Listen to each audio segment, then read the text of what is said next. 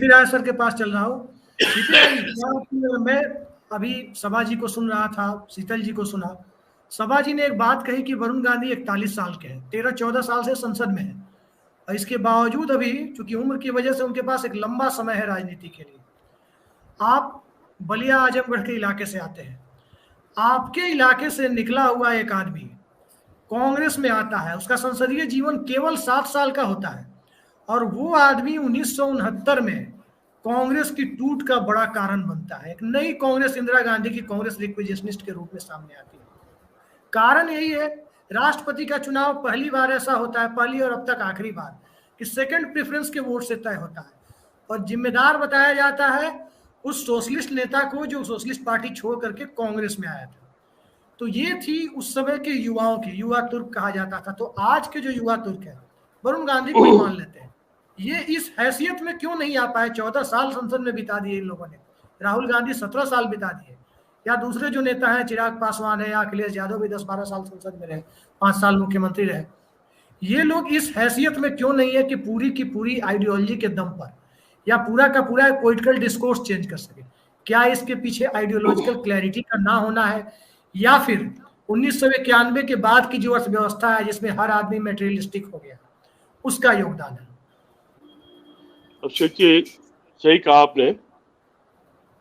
चंद्रशेखर जी का आपने जिक्र किया और ये जिक्र करने की कोशिश की कि ये लोग युवा तुर्क क्यों नहीं बन पाते। तो चंद्रशेखर जी जमीन से, पढ़ाई लिखाई से, छात्र जीवन से खुद नेता बने थे। ये लोग खुद नेता नहीं बने, ये लोग खुद भी नेता है भी नहीं। इनके सबके नाम के पीछे कोई टैग है, उस टैग के नाते लोग पहचानते हैं, और एक उनको नेचुरल एक माइलेज मिला हुआ जिसके नाते ये लोग नेता है, जिस सीमा तक वो टैग उनके साथ काम कर जाए। तो इन लोगों पर यह बहस करना कि ये चंद्रशेखर क्यों नहीं होते, लोहिया क्यों नहीं होते, जयप्रकाश क्यों नहीं होते, रामकृष्ण हेगड़े क्यों नहीं होते, या XYZ और तमाम लोग, तो ये मुझे लगता है कि बेईमानी है इस तरह की बहस। सिर्फ ये गांधी है इसलिए हम इनके बारे में बात कर रहे हैं। मुझे याद आया कि सुनील शास्त्री जी भी भाजपा में गए थे, अभी है कि नहीं मुझे नहीं मालूम। सुनील शास्त्री जी भाजपा में गए, लाल बहादुर शास्त्री के बेटे, और राष्ट्रीय महासचिव बना दिए गए थोड़े दिन के लिए। उसके बाद वो कहाँ है मालूम नहीं, उनका नाम कहीं पता नहीं कहाँ है वो। बीजेपी अपने तरीके से लोगों को इस्तेमाल करती है, और वो अपने संघ के दायरे के बाहर के लोगों को एक सीमा के आगे तक बढ़ने नहीं देती। यहाँ तक उत्तर प्रदेश, शीतल जी बैठे, यूपी की राजनीति जानते हैं, उत्तर प्रदेश की सरकार जी अब स्थितियां बदल रही है। हेमंत बिश्व शर्मा मुख्यमंत्री पद पर है, जो संघ के दायरे के बाहर के हैं। असम विधानसभा विपक्ष के नेता है। देखिए, ये यशवंत सिन्हा वित्त मंत्री थे, तो उनके पीछे ऐतिहासिक कारण थे। हेमंत बिश्व शर्मा बने हैं, तो वो इलाके वहां जहां पर बीजेपी की उतनी बड़ी पैठ अब तक नहीं बन पाई है। तो कहते हैं कि सीपी राय जी, मैं अपने दर्शकों के लिए एक चीज बता दूं, 5 अप्रैल 1980 को जब भारतीय जनता पार्टी से अटल बिहारी वाजपेयी, लाल कृष्ण आडवाणी, मुरली मनोहर जोशी और सिकंदर बख्त को निकाल बाहर किया गया था, तो उस वक्त जनता पार्टी की प्रवक्ता सुषमा स्वराज ने ही मीडिया को आकर बताया था कि इन लोगों को पार्टी से निकाल दिया गया है। वो भी 1985-86 में जाकर के भारतीय जनता पार्टी में आई थी, वो तो विपक्ष के नेता तक बने थे। देखिए, इन लोगों के पीछे एक पूरी ऐतिहासिक विरासत थी, एक लंबी लड़ाई थी। कहाँ हरियाणा से राजनीति करके MLA बन के और वहां तक सुषमा स्वराज का आना, और उनकी क्वालिफिकेशन, उनका व्यक्तित्व, उनका ज्ञान, वो देखिए वो एक एक्स्ट्राऑर्डिनरी चीजें होती हैं। उससे इन लोगों का मुकाबला मत करिए, वो फिर उन लोगों का अपमान हो जाएगा। शीतल भाई, मैं 2 बातें बताना चाहता हूँ। ये जिसके बारे में आप लोग बात कर रहे हैं, मेरा पहला पाला पड़ा था जब राजनारायण जी ने मुझे फोन किया कि इंदिरा गांधी की बहू है, वो आगरा जाना चाहती है और आप लोगों को उसका इंतजाम करना है। और राजनारायण जी ने फिर किसी को भेजा भी दिल्ली से, और हमने यहाँ रामलीला मैदान में हम लोगों ने, मेरे सारे साथियों ने एक व्यवस्था की और बड़ी सभा हुई, और वहीं से इनमें उत्साह जागा, ये टूट गई। लेकिन मैंने एक दूसरा पक्ष भी देखा। एक दिन राजनारायण जी मुझे नाश्ते पर ले गए सुबह, बोले चलो मेनका के यहाँ नाश्ते पर चलना है, महारानी बाग शायद है जगह, उनकी माँ का शायद घर है। तो हम लोग नाश्ते पर गए। हम नाश्ता कर रहे थे, मेनका गांधी जी NT रामाराव को और हेमंती नंदन बोगड़ा को उन गालियों से विभूषित कर रही थी अपनी बातचीत में लगातार, जिनको मैं यहाँ पर ले नहीं सकता। उसके बाद जब नाश्ता, मुझे थोड़ा बुरा लग रहा था, कहाँ राजनारायण इतने बुजुर्ग आदमी, इतने बड़े नेता, और कहाँ एक बच्ची है उनके सामने क्या किस तरह की भाषा बोल रही है। तो जब हम लोग गाड़ी में बैठे, मैंने राजनारायण जी से कहा कि आपने टोका क्यों नहीं, ये इतने बड़े बड़े लोगों को इतनी भद्दी गंदी गालियां दे रही थी। तो राजनारायण जी ने मुझसे कहा कि तुम नाश्ता नहीं कर रहे थे क्या? मैं तो नाश्ता कर रहा था, मैंने सुना नहीं कि क्या कहा उसने। तुमने नाश्ता नहीं किया होगा इसलिए तुमने सुना। तो मैंने उनका वो रूप देखा हुआ, वो समय वाला, जिसका एक हल्का फुल्का जिक्र भी शायद हुआ भी था अभी। ये इनके नाम के आगे गांधी लगा है, उसका उपयोग भारतीय जनता पार्टी ने कर लिया या इन्होंने भारतीय जनता पार्टी का उपयोग कर लिया, इनको एक माइलेज मिल गया। और ठीक कहा शीतल भाई ने कि पीलीभीत के हालात ऐसे हैं कि सिख होना अपने आप में उनके लिए एक ऐड करता है, वैल्यू ऐड करता है। और लोध बिरादरी तो अपने आप में भारतीय जनता पार्टी की पूरी तरह 100% वोटर है कल्याण सिंह की वजह से। जब से कल्याण सिंह का उभार हुआ था तभी से लोध, निषाद, इस तरह कुछ जातियां भारतीय जनता पार्टी का बिल्कुल स्ट्रांग वोटर बनी थी। तो वो वहां की अलग स्थिति है। लेकिन शीतल जी ने अच्छा जिक्र किया कि चूंकि सिख कौम इस पूरे किसान आंदोलन के बीच में है, इसलिए उनकी मजबूरी है कि अगर वहां से उनको चुनाव लड़ना है तो इस किसान आंदोलन को समर्थन करें। दूसरा सवाल आपने ये उठाया था कि इनका होगा क्या। मुझे व्यक्तिगत रूप से जानकारी है कि प्रियंका गांधी और राहुल गांधी के व्यक्तिगत संबंध बहुत अच्छे हैं, और भारतीय जनता पार्टी में भी जाके ऐसा क्या मिल गया जो उनको कांग्रेस में नहीं मिल सकता है। जो वहां मिला वो यहां भी मिल सकता है, जितने वहां है उससे कम से कम ज्यादा महत्वपूर्ण यहां भी हो सकते हैं। लेकिन यह अभी भविष्य के गर्भ पर है कि वो लोग केवल बार्गेन कर रहे हैं, इस तरह के बयान देकर के अपनी एक बार्गेनिंग पोजीशन क्रिएट कर रहे हैं, या सचमुच वो वहां से निकलना चाहते हैं।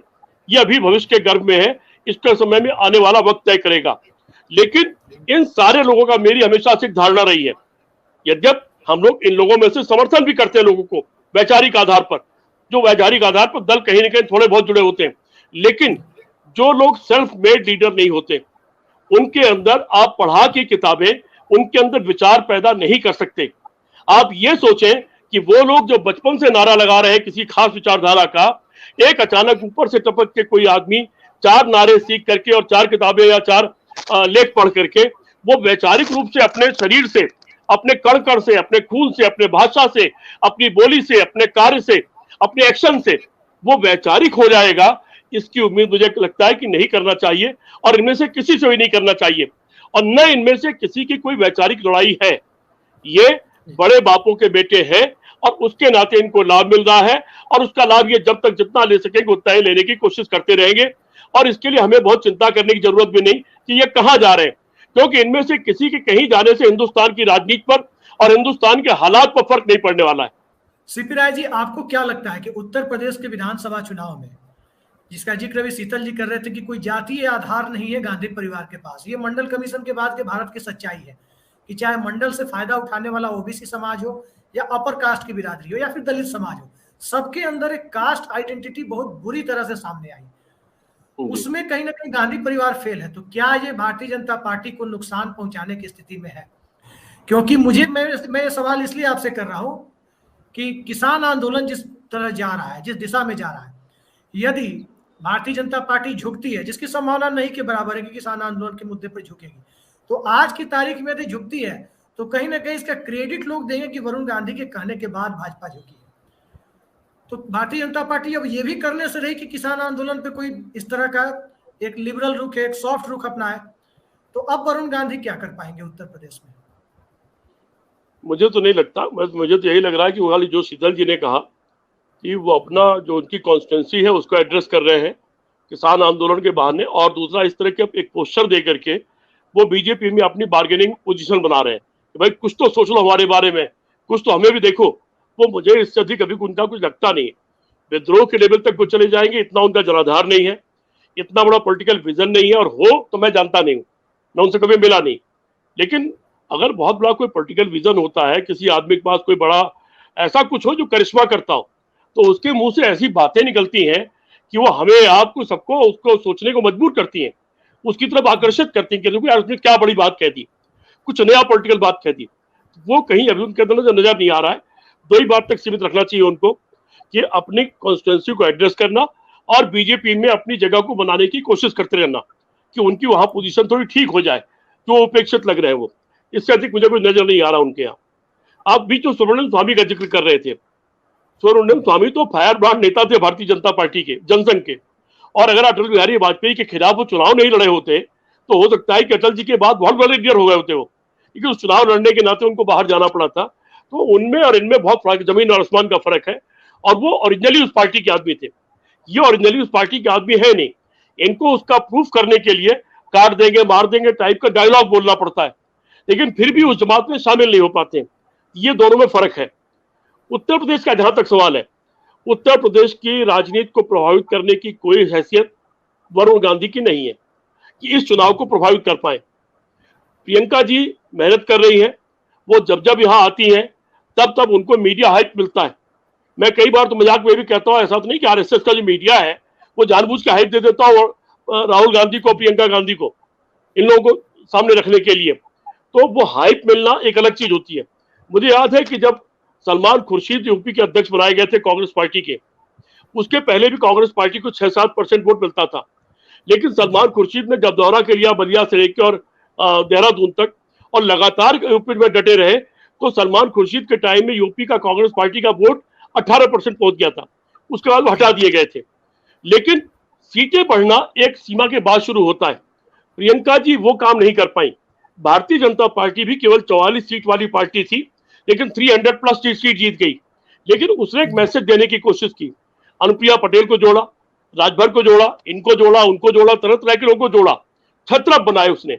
और साथ ही साथ उसने एसपी सिंह बघेल से लेकर मौर्य होते हुए तमाम लोगों को यह मैसेज दिया कि आप में से कोई भी चीफ मिनिस्टर हो सकता है, और 10-11 लोगों को हेलीकॉप्टर दे दिया। मुझे याद है एसपी सिंह बघेल तो मेरा वो रहा है, ये सारे लोग अपनी जमात में ये कह रहे थे मैं भी मुख्यमंत्री बन सकता हूं, और मैं भी मुख्यमंत्री बन सकता हूं। मैं उनकी जो अपनी जात बिरादरी थी वो उनमें मुख्यमंत्री देखने लगी और उन्होंने एक तरफा वोट किया, और उसका परिणाम भारतीय जनता पार्टी को 300+ सीट के रूप में मिला। प्रियंका गांधी या कांग्रेस पार्टी का स्वभाव मुझे दिखलाई नहीं पड़ता। भारतीय जनता पार्टी ने भी 50 लोगों को जोड़ा, तब वो भारतीय जनता पार्टी बन पाई। लेकिन कांग्रेस अपनी आपसी लड़ाइयों में उलझी हुई है। वहां तो ये चल रहा है कि लोग छोड़ के चले जाए तो अच्छा है, कितने लोग छटनी हो जाए, जो जाना चाहे चले जाए। तो अगर हमारे पास जात नहीं है तो उन जातियों में से, क्योंकि जात एक सच्चाई है जो भारत की राजनीति से खत्म नहीं हो रही है, धर्म एक सच्चाई है जो भारत की राजनीति से खत्म नहीं हो रहा। लेकिन हाँ, जात का उभार ज्यादा हो जाए तो धर्म अपने आप गायब हो जाएगा। उस जात के उभार में जो लोग जातिगत समीकरण बना ले रहे हैं वो अपनी उतनी पोजीशन बनाने में कामयाब हो जा रहे हैं। कांग्रेस पार्टी या तो उस पर यकीन नहीं करती या वैसी रणनीति नहीं बना पा रही है। अगर कांग्रेस पार्टी ने भी 4-5 मेन लोगों को जोड़ लिया होता, और जिसकी बहुत संभावना उसके पास थी, क्योंकि जब जब प्रियंका गांधी आई उसको बड़ा हाइप मिला, और 8-9 महीने पहले बाकी लीडर सक्रिय नहीं थे। तो अगर इन्होंने भी जोड़ा होता और 5-6 लोग मिलकर चल रहे होते तो शायद पब्लिक को एक विकल्प मिलता कि देखो प्रियंका गांधी के साथ अजीत सिंह है, देखो प्रियंका गांधी के साथ राजभर है, देखो प्रियंका गांधी के साथ अनुप्रिया पटेल है। इस टाइप के लोग दिख रहे होते तो शायद एक वोट बैंक अपने आप जनता में विकल्प के रूप में दिख रहा होता, और तब कोई कांग्रेस के लिए संभावना हो सकती थी। लेकिन फिलहाल तो कोई बहुत बड़ी संभावनाएं सिर्फ इस प्रचार के मुद्दे पर नजर नहीं आ रही है।